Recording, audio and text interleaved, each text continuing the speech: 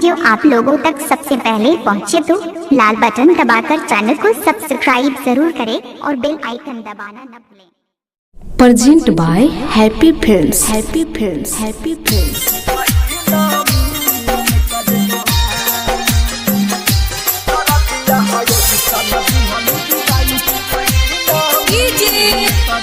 साहिब घर कहाँ बसतपुर बैया। तना बदल बुह सोचनी न कभो अखिया के बेलू तुरवाई। हरे तना बदल बुह सोचनी न कभो अखिया के बेलू तुरवाई। कवन खाता भइल बहम से जे देलू तू भुलाई। दरदिया है ऐसन दिहलू जुदाई कहीं ना मिली एकर दवाई। दरदिया है ऐसन दिहलू जुदाई कहीं ना मिली एकर दवाई। Present by Happy Films. Happy Films. Happy Films. साहिब घर कहाँ बसतपुर बैया। आज नइखे पाता बतोहरा कैसे जिए नी घुट घुट के।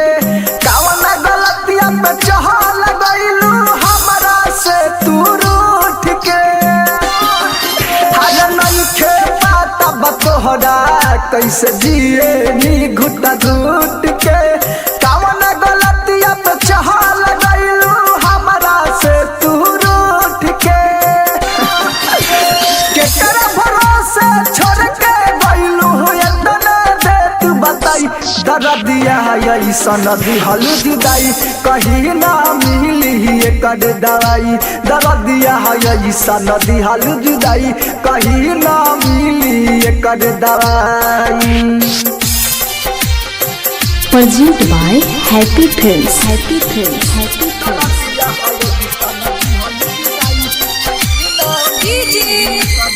साहिब घर कहाँ बसतपुर बैया।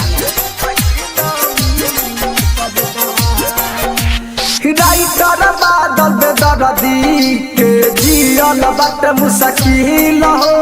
हंसत खेलत सुनिल मनोज के जिंदगी लेलु छीन हो। राइटर बादल बेदर्दी के जियल बट मुश्किल हो। हंसत खेलत सुनिल मनोज के जिंदगी लेलु छीन हो।